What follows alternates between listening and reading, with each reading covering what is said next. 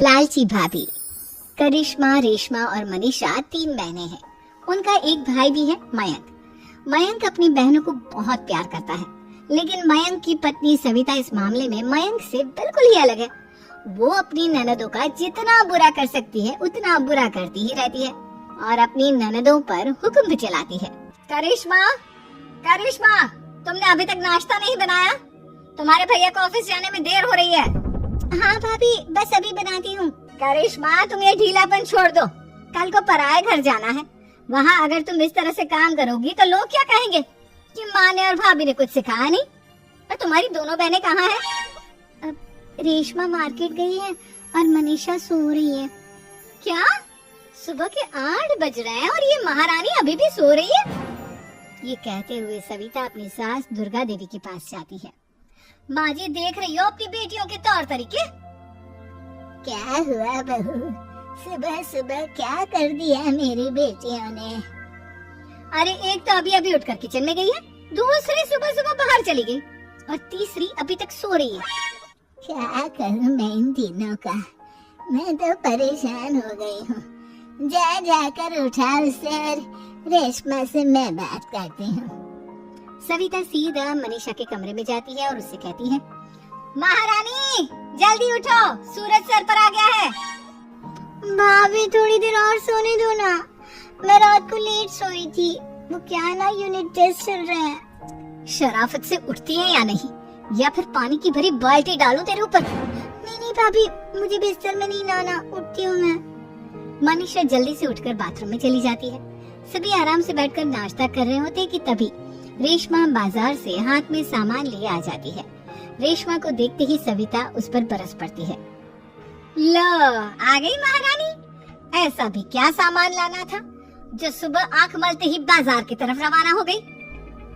भाभी, कल आप ही तो चीख रही थी कि घर का सारा सामान मुझे ही लाना पड़ता है, घर में किसी को भी किसी काम से कोई लेना देना नहीं है। अब मैं बाजार जाकर सामान ले आई तो आपको इस बात से भी तकलीफ हो रही है? देख रही हो माँ जी, अपनी बेटी की जुबान कैंची से भी तेज चलती है। और मयंक, आप तो कुछ कहेंगे नहीं अपनी लाडली बहन को। रेशमा, अपनी भाभी से ऐसे बात नहीं करते। चलो माफी मांगो। भैया, मैं क्यों माफी मांगू? अब भाभी से बोलिए ना कि हम पर कम हुक्म चलाया करे।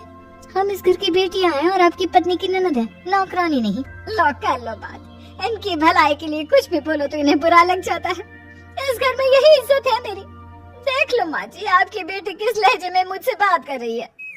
सविता वहाँ से चली जाती है। मयंक को बहुत गुस्सा आता है, वो भी वहाँ से चला जाता है। फिर करिश्मा रेशमा को समझाती है, रेशमा, तुम्हें भाभी से माफी मांग लेनी चाहिए थी ना। लेकिन दीदी, मैंने कुछ किया ही नहीं, तो मैं माफी क्यों मांगू? हाँ करिश्मा दीदी, रेशमा दीदी जैसे ही घर में आई भाभी ही उन पर चिल्ला रही थी। हाँ, मैं मानती हूँ कि गलती भाभी की थी। मैं तो इसलिए बोल रही हूँ कि भाभी ने माँ को तो पूरी तरह अपने वश में कर लिया है। वो हमारी बात सुनती ही नहीं। मयंक भैया हमारे लिए हमेशा खड़े रहते हैं, इसलिए उनकी बात का मान तो तुम्हें रखना चाहिए था ना। कोई फायदा नहीं दीदी, कुछ दिनों की बात और है, भाभी उन्हें भी हमारे खिलाफ भड़का देंगी। फिर वो भी माँ की तरह हमारी किसी बात का विश्वास नहीं करेंगे। इसी तरह सविता अपनी तीनों ननदों को किसी न किसी बात पर परेशान करती रहती थी। एक दिन मयंक अपनी तीनों बहनों के लिए गिफ्ट लाया। क्या रेशमा, ये तुम्हारे लिए हार का सेट। रेशमा, तुम्हारे लिए सुंदर सी ड्रेस। और मनीषा, तुम्हें किताबें पसंद है ना, तुम्हारे लिए किताबें लाया हूँ। थैंक यू भैया। थैंक यू भैया। थैंक यू भैया। करिश्मा, तुम्हारा नेकलेस कितना सुंदर है, ये भैया कहाँ से ले आए होंगे? मैंने भैया को 3 दिन पहले फोन पर ये डिजाइन दिखाया था और आज भैया ये ले आए। सविता तो अपनी ननदों के गिफ्ट्स देखकर जल गई और करिश्मा का नेकलेस तो उसे भी बहुत पसंद आया था। अपनी बहनों के लिए कितना अच्छा नेकलेस लेकर आए हैं, मुझे कभी कोई गिफ्ट नहीं दिया। मैं आज ही ये हार चुरा लूंगी। रात में सविता करिश्मा का हार चुरा लेती है और इसी तरह उसे अपनी ननदों की जो भी चीज अच्छी लगती वो उसे मांगती नहीं, बल्कि रात के अंधेरे में चुरा लेती। इसी तरह दिन बीतते गए और सविता ने मयंक के दिल में भी उसकी बहनों के लिए नफरत पैदा कर दी। एक दिन मयंक ने करिश्मा और रेशमा के लिए रिश्ता देखा और ये बात उसने घर में सबको बताई। माँ, करिश्मा और रेशमा के लिए बहुत अच्छा रिश्ता आया है। वो लोग कल इन्हें देखने आ रहे हैं।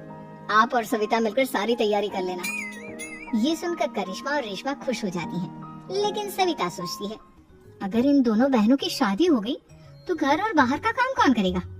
मनीषा तो एक नंबर की कामचोर है, उससे तो किसी बात की उम्मीद लगाना ही बेकार है। मुझे इस शादी को रोकना होगा। अगले दिन सभी लड़के वालों के स्वागत की तैयारी करने में लगे होते हैं। तभी मयंक अपनी बहनों से आकर कहता है, तैयार हो गई तुम दोनों? देखो दोनों लड़के बहुत अच्छे हैं, मैं कोई कसर नहीं छोड़ना चाहता, इसलिए तुम उनके सामने अच्छे से बिहेव करना और अपनी भाभी से लड़ने मत लग जाना। करिश्मा, तुम वो नेकलेस पहन लो ना जो मैं तुम्हारे लिए लाया था। भैया मैं बहुत देर से वो नेकलेस ढूंढ रही हूँ, लेकिन मुझे मिल ही नहीं रहा। क्या तुमने नेकलेस खो दिया? तुम्हें पता भी है वो कितना महंगा था? तुम कोई काम ढंग से नहीं कर सकती। मयंक गुस्से में वहाँ से चला जाता है। थोड़ी देर बाद लड़के वाले भी आ जाते हैं। वो दोनों बहनों को पसंद कर लेते हैं और रिश्ता पक्का हो जाता है। लेकिन सविता के दिमाग में तो कुछ और ही खिचड़ी पक रही थी।